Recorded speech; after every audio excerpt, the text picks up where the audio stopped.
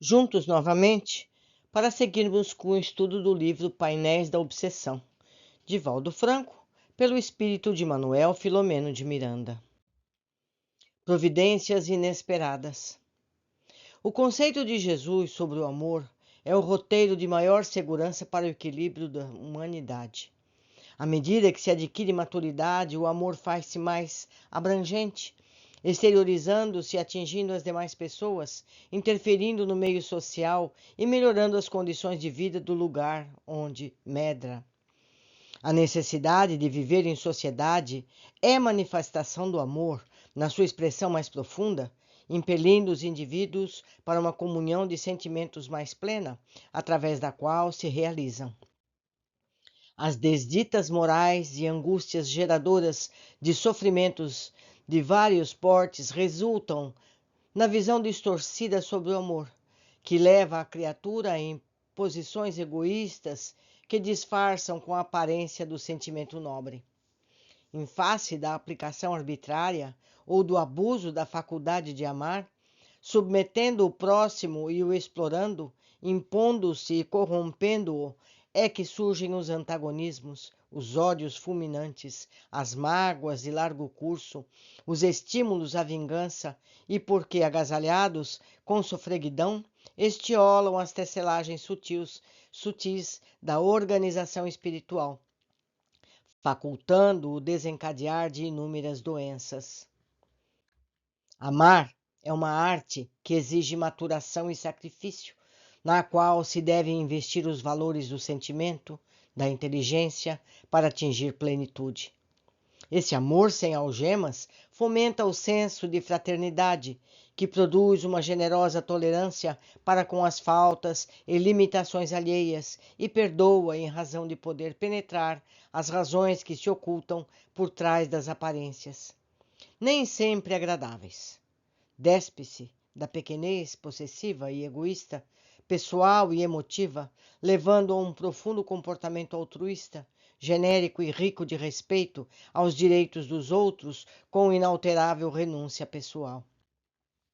Conhecedor da alma humana, o Mestre Jesus pôde estabelecer no amor a Deus acima de tudo e ao próximo como a si mesmo a base, a razão e o fim da vida, única forma de crescer-se e alcançar-se a realidade íntima, fazendo-a desabrochar em todas as suas potencialidades, por enquanto em estado latente.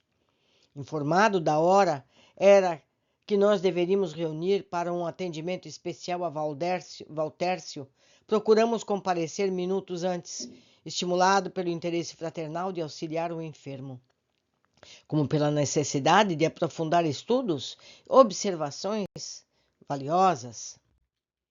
A irmã Angélica, Dr. Lustosa, o amigo Bernardo e 2 outros simpáticos cooperadores postaram-se em volta do leito do companheiro encarnado, que denotava acentuada com incômoda dispneia.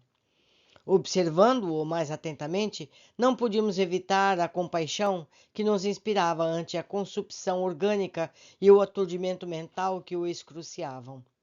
Detendo-me na sua aura, com radiações de cores carregadas e irregulares, pude perceber uma sombra mais densa que o cobria quase por inteiro, fazendo-o recordar a concha sobre o caramujo, com menor volume e maior comprimento. A forma que se lhe ajustapunha, dominando-lhe a parte posterior do cérebro e alongando-se por toda a coluna vertebral, parecia constituída de ventosas, que se lhe fixavam penosamente, ao mesmo tempo absorvendo-lhe as energias e intoxicando a região na qual se afirmava. Ungido de verdadeira caridade, pus-me a orar em silêncio, não apenas por Valtércio, senão também pelo seu adversário, que deveria, na alucinação em que se deixara enredar, estar sofrendo amargas e desconcertantes aflições. A benfeitora, sem delongas, exorou a proteção de Deus para o empreendimento socorrista, depois do que o nosso abençoado técnico em passes aplicou recursos magnéticos especiais, desenovelando dos fluidos mais densos o espírito perverso, que, Se não dava conta conscientemente da ocorrência, embora experimentasse os choques da corrente de energia com que o especialista o desligava da situação constritora que impunha a Valtércio. Não o liberou, porém, totalmente, deixando que permanecesse uma certa imantação perispiritual com o enfermo, que foi, a seu turno, semi-desligado da forma física, a fim de serem conduzidos, sob sono profundo, à colônia espiritual, onde o carinho do venerando Weber contribuiria para o cometimento da caridade. Minutos depois, nos encontrávamos em agradável recinto, recepcionados pelo diretor da comunidade, que nos aguardava otimista. Ali estava uma outra pessoa ainda reencarnada, apresentando sinais de grande inquietação, embora sob vigilância e assistência cuidadosa com outras entidades do nosso plano. Acomodados, os recém-chegados, percebi que formávamos um círculo e que os companheiros ainda sediados no plano físico eram amparados em ambos os lados por trabalhadores espirituais. Esses espíritos encarnados estão ali desdobrados, enquanto o corpo físico dorme. Eles podem ser levados aos planos espirituais para tratamentos, conversas, acordos, o que seja necessário. A pedido da irmã Angélica, o respeitável Weber invocou a proteção superior em comovida prece, na qual rogava amparo para Valtércio, mas também iluminação para aquele que o vergastava com as terríveis chibatas do ódio. Lentamente a sala foi invadida por uma brisa suave que nos penetrou agradavelmente. A orientadora aproximou-se do enfermo em sono profundo e tocou-lhe as têmporas, chamando-o à nossa realidade.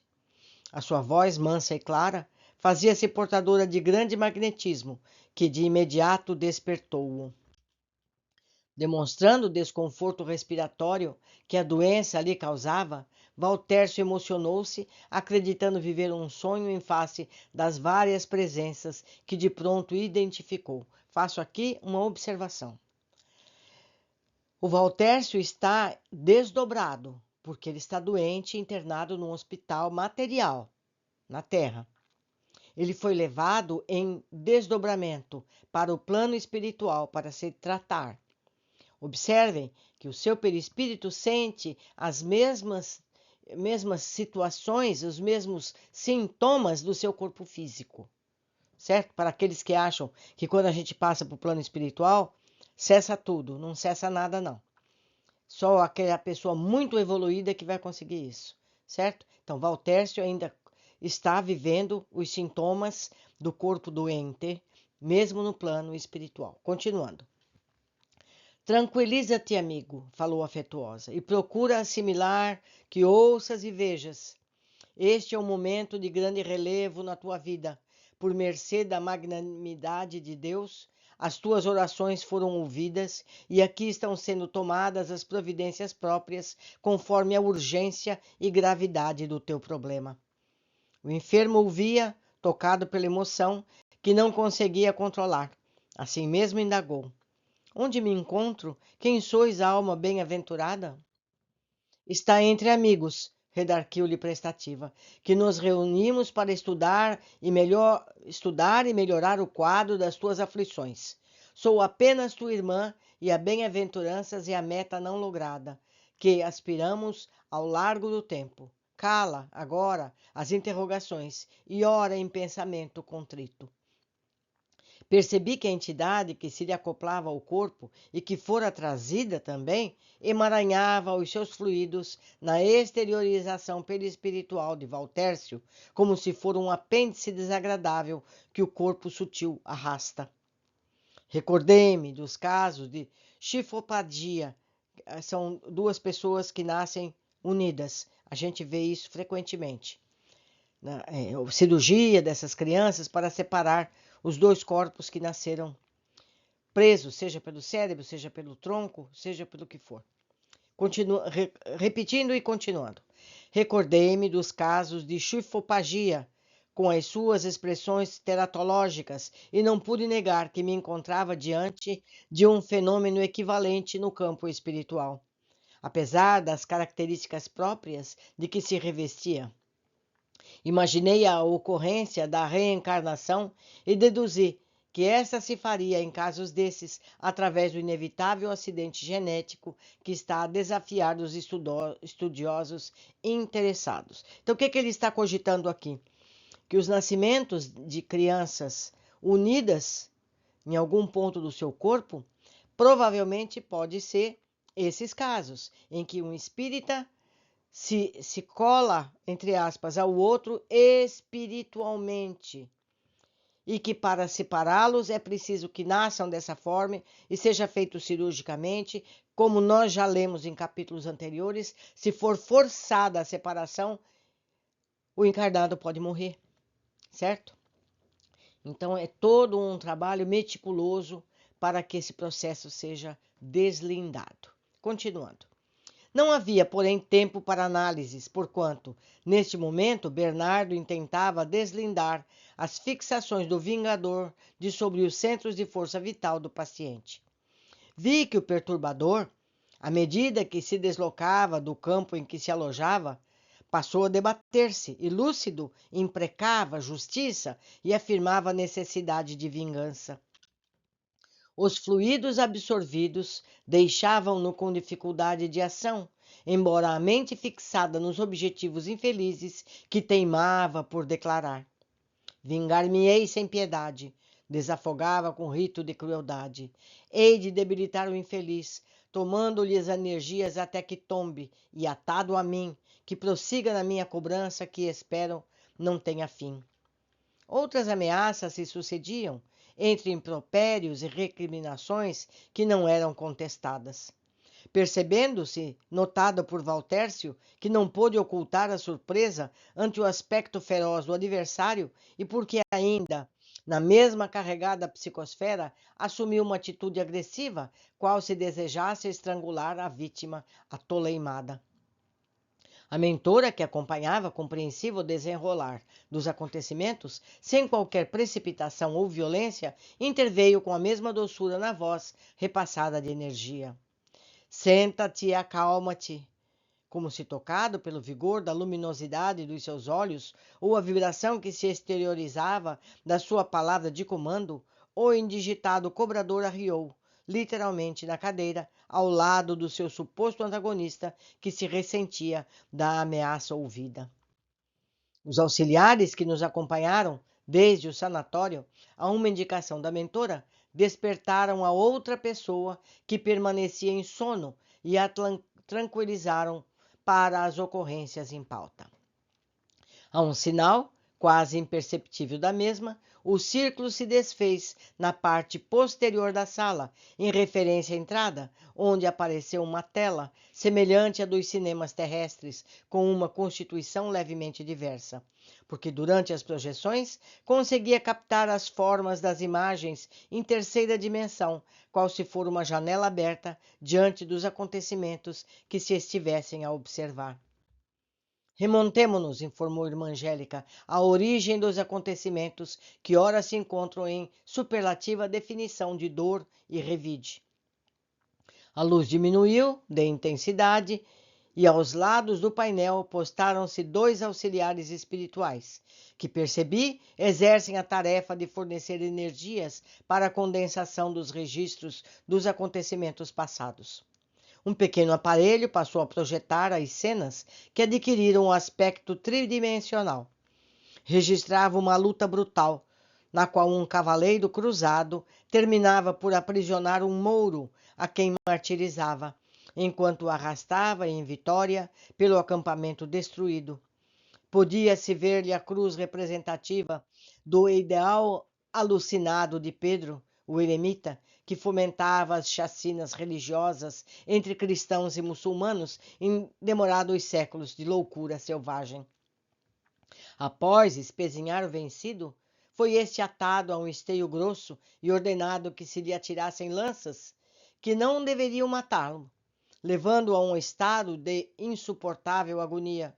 Por fim, o cruzado cravou-lhe a própria espada com um golpe certeiro no coração. Não havia dúvida quanto à identidade dos litigantes. ali ressuscitados nos irmãos inditosos. A seguir, desapareceram as imagens para surgir um novo campo de ação, no qual um nobre raptou jovem mulher, que conduziu ao seu castelo sob inúteis protestos da vítima, que seria utilizado no jogo das paixões primitivas do senhor das terras onde vivia a sua família. Via-se em continuação um homem amadurecido, trucidado pelo sofrimento e pelo rancor, que se ajoelhava numa audiência pública ante o expropriador da vida da sua filha e suplicava-lhe por piedade a devolução da moça. Escarnecido, considerado caluniador, era jogado a um cárcere imundo após chibateado, onde desencarnou à míngua de qualquer comiseração. Novamente se defrontaram os antagonistas. O cruzado, renascido, volta a esmagar o mouro reencarnado, surgindo a personagem feminina no intrincado da tragédia. Durante a projeção, ouviam-se os impropérios do perseguidor, o choro convulsivo de Valtércio e os angustiantes lamentos da senhora presente à reunião. Surgiu um novo cenário, mas as personagens são as mesmas.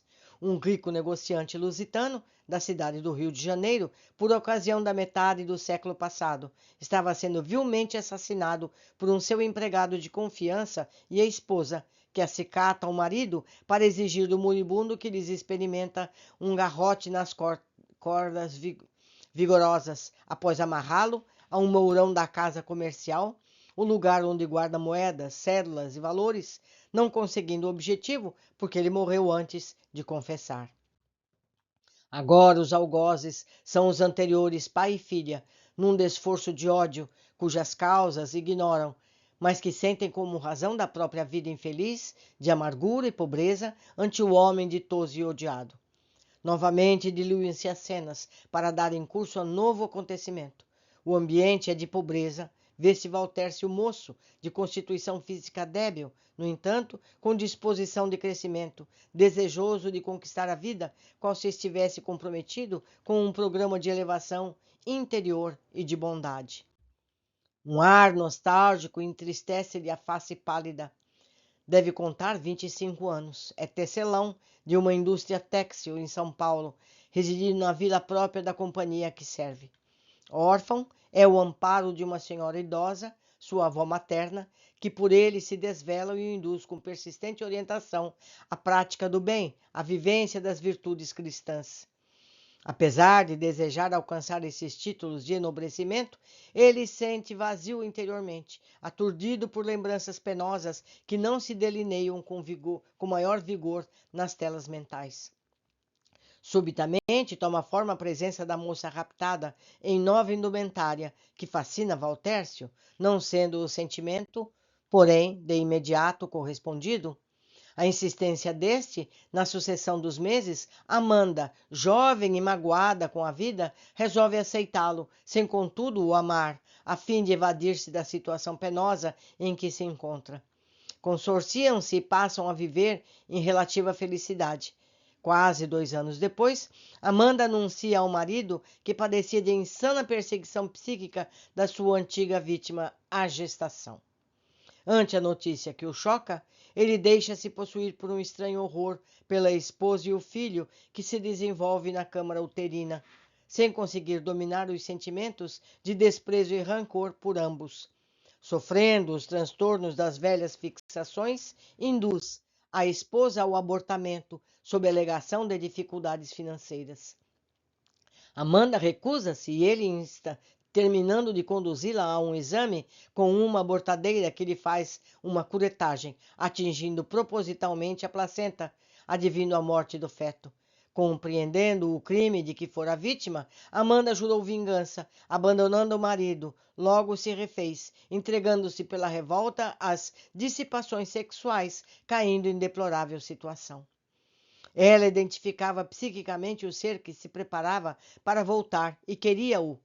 A invigilância e crueldade de Valtércio respondiam agora pelo crime do abortamento e pelo desequilíbrio da atormentada mulher. Amargurado sobre as dores do remorso e da solidão, a avó desencarna 1 ano antes. Deixou-se consumir pela rebeldia íntima, volvendo a receber o sítio mental por parte de Núbio, que reencarnado teria a oportunidade de redenção. Mas agora, conduzindo-o, a princípio no desconforto da obsessão simples e depois da subjugação mental e física que lhe abriu o campo orgânico para que se instalasse voluptuosa a tuberculose pulmonar. Foi encerrada a projeção, a claridade ambiente retomou, encontrando-nos com variada reação emocional. Amanda ali estava escalavrada pelas desditas que abraçara na revolta em que se deixara enlear. Chorava, entremeando o pranto com exclamações lacinantes de arrependimento e mágoa.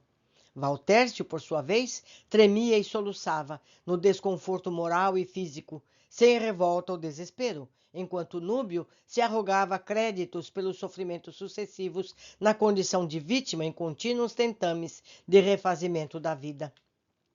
A irmã Angélica impôs silêncio com a sua autoridade moral e explicou. Aqui estamos para traçar roteiros para a felicidade futura. Da mesma forma que o passado é uma sombra carregada, ocultando desditas e impiedade, o futuro é poderosa luz a diluir todas as edificações da perversidade, da insânia, que medram e se desenvolvem nos labirintos da ignorância e da ilusão. Todos sois vítimas de vós próprios, que revidais mal por mal, cobrando mágoa com nova mágoa, sem ter desaproveitado a dor como geradora de bênçãos e o infortúnio como escoadora de mazelas e imperfeições. Soa-vos o clarim anunciador da paz, da libertação de vós próprios. Valtércio, sob o estrugir de mil dores, sufocado pelos sentimentos que o têm atormentado, ao quebrado e quase vencido por Núbio e pela enfermidade que o devora, encontrou no leito de abandono a que foi relegado o conforto da prece, a esperança de recuperação espiritual, graças a uma alma dedicada que o visitava, derramando na sua noite íntima a luz da fé espírita. Reconhecendo ser tarde demais para o corpo, tem procurado recompor-se em espírito, razão que nos trouxe a estar convosco nesta oportunidade, em função da lei de amor e caridade que a todos nos unes em fraternal solidariedade ante o infortúnio de quem quer que seja. Não desconhecemos os sofrimentos do amigo, todavia não ignoramos a soberba e a impiedade do chefe Mouro, que a muitos inimigos ceifara a vida, sobre a cegueira do fanatismo religioso e o sentimento nacional de pátria que extrapolava da dignidade e razão da criatura humana. Eis porque caiu em mãos não menos impiedosas. Posteriormente, na bênção da servidão, que lhe deveria aprimorar os valores e libertá-lo do orgulho, cultivou o ódio ao adversário e, quando perdeu a filha, enlouquecendo, enfrentou o inimigo com arma vã da imprudência, estourando de rancor. Tão logo pôde, na sucessão do tempo, assassinou o seu adversário com a mesma covardia que assinalava o outro, onde o direito de pedir justiça? Qual o privilégio de fazê-la com as próprias mãos? Amanda, vencida pela astúcia do marido, desforça-se dele, arrojando-se na decomposição moral que mais lhe agravou a situação. Quando ireis parar na corrida tresvairada a que vos entregais? A vida não é serventuária de paixões mesquinhas, nem campo de contínuo barbarismo a soldo dos impositivos egoísticos de cada criatura. Tende tento, ouvi e meditai. O Senhor escutou as preces de arrependimento de Valtércio e se apiada de vós todos. É tempo de recomeçardes. A vida não tem limite na sua extensão e o seu objetivo é a felicidade de todos que nelas nos encontramos arrastados pelas correntes dos acontecimentos que desencadeamos através dos nossos pensamentos, palavras e ações. Valtércio é devedor e não fugirá à ação reparadora que se desenvolverá segundo as leis e não conforme a lei de Núbio, geradora de novas futuras desgraças. Da mesma forma, Amanda e Núbio se encontram incursos em lamentáveis atentados à justiça e que serão chamados a recompor. Hoje serão traçados novos rumos sob as bênçãos da esperança e a oportunidade que o tempo vos descerrará. Confiai. O clima mental dos participantes da reunião modificou-se e as personagens, tocadas pelas profundas considerações esclarecedoras ouvidas, acerenaram-se em expectativa. Também nós permanecemos aguardando as decisões que seriam apresentadas. O diretor Eber, que se mantinha em discrição, utilizou do ensejo para concluir as informações, aclarando: serão tomadas providências, logo mais, para desimantar Valtércio da constrição de Núbio, rompendo-se a simbiose maléfica. Com esta providência, separar-se-ão os vínculos que os atam ao corpo agonizante. Levantou-se uma dama idosa presente, acariciou o enfermo, no qual ele e nós reconhecemos a avózinha dedicada que o aguardava em júbilo. Os dois se abraçaram comovidos enquanto o benfeitor prosseguiu. Com o desligamento de Núbio, que aqui ficará para tratamento, serão providenciados recursos para que se reencarne através de Amanda, que será recambiada de volta para cá quando a adolescência der os seus primeiros sinais no filho querido. Nos futuros dias do tempo, volverão ao proscênio das lutas, ela e Valtércio, como irmãos na consanguinidade, sobre a progenia de Núbio, que lhes abrirá os braços, permitindo que o amor resolva o que o ódio complicou.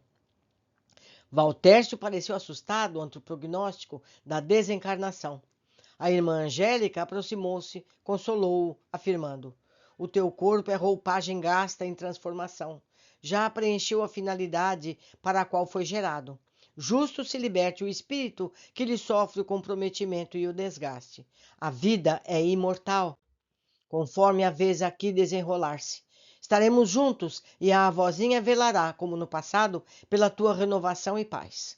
Amanda, tocada pelo que ouvira, pediu permissão para falar ao marido e, sendo conduzida até ele, rogou-lhe perdão com sincero arrependimento. Abraçaram-se com promessas de futura compreensão mútua e desejo real de purificação. Núbio permanecia arrogante, apesar de contido por Bernardo, vigilante, que, atendendo à indicação do diretor Eber, passou a aplicar recursos espirituais e vigorosa energia nos centros de vida de Valtércio, que produzia em ambos espíritos sensações muito especiais. Tombando adormecido, graças à terapia que lhe foi aplicada, Núbio foi conduzido ao interior do núcleo que nos abrigava. A irmã Angélica orou, encerrando a reunião, e o grupo se desfez, sendo conduzido Amando e Valtércio à esfera física. Chegando ao sanatório, encontramos o corpo do amigo em agonia. Atraído o espírito à câmara carnal, acompanhamos os seus estertores até o momento, horas mais tarde, em que Bernardo e irmã Angélica o desprenderam do invólucro material, ocorrendo a sua desencarnação.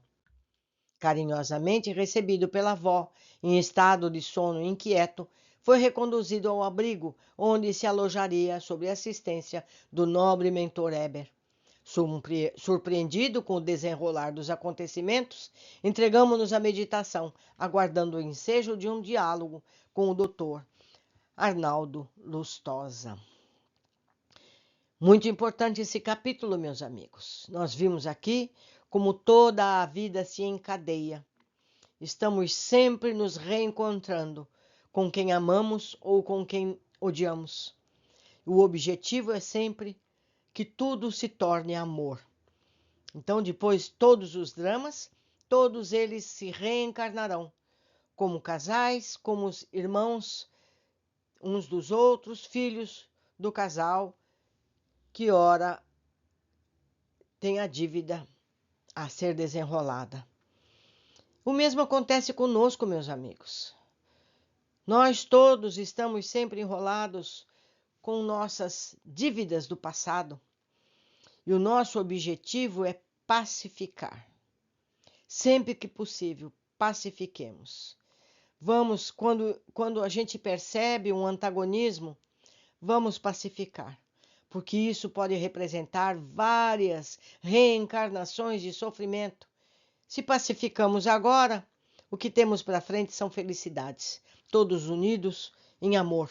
Porque esse é o objetivo final. Dure 1 ano, 2 anos, 10 anos ou 10 séculos. O objetivo é sempre o mesmo. Ficamos hoje por aqui. Aguardo a todos na sequência do nosso estudo. Abraços.